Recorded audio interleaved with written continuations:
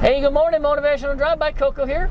It is an amazing day. Oh my God, I had to go down to the Kane County Courthouse to pick up some stuff, and I'm doing this. It's such a beautiful, amazing day. I could probably open this window.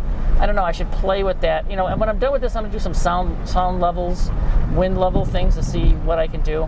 I may have to find a some sort of a sound deadening device or something. We'll have to see. But anyway, today's quote is by that Ovid again. Ovid was a few days ago. Fortune and love have a favor of the brave. You know, very, very cool one. I love that one.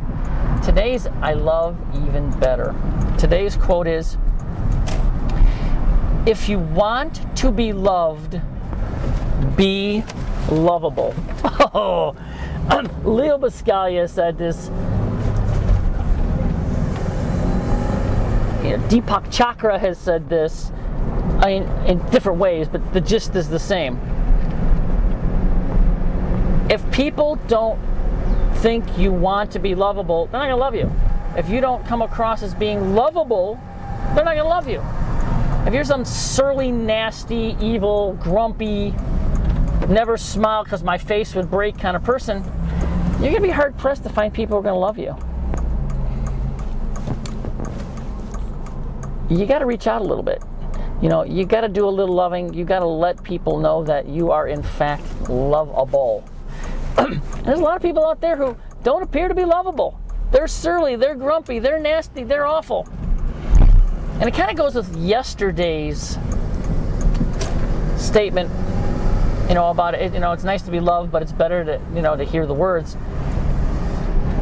But I talked about the fact that sometimes I love you doesn't come out as I love you. It comes out as, you know, don't forget to zip your jacket. Don't forget to put your hat on. Don't forget to put your galoshes on. Don't forget your lunch. That's also other ways of people telling you they love you.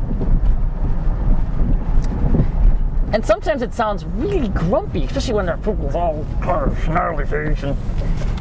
But you gotta look.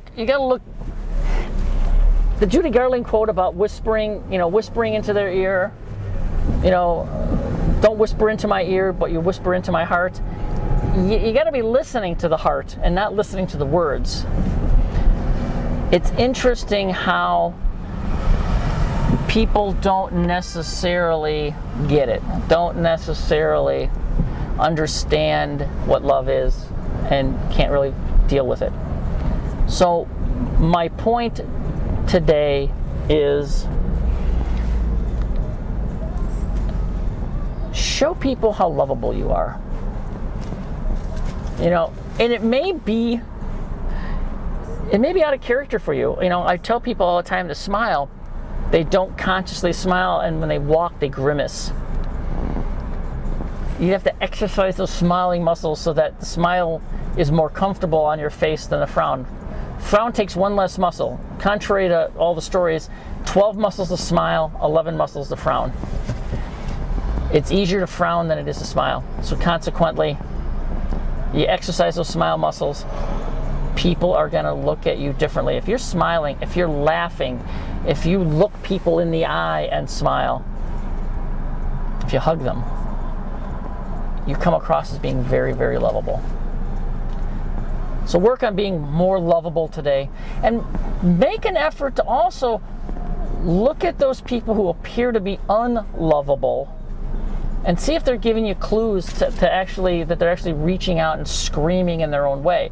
Now, their own way may totally suck, and you know, and be like totally bad. But once again, you know, if they're yelling at you to button your jacket, or to you know, eat that corn, or eat that asparagus, or you know, or whatever it may be, that's their way of saying I love you.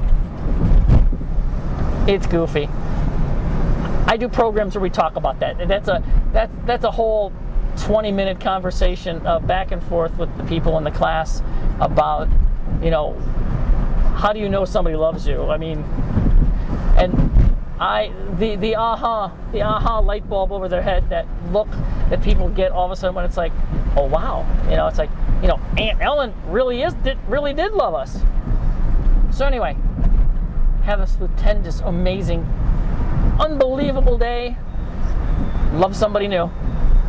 Talk to you tomorrow. Bye-bye.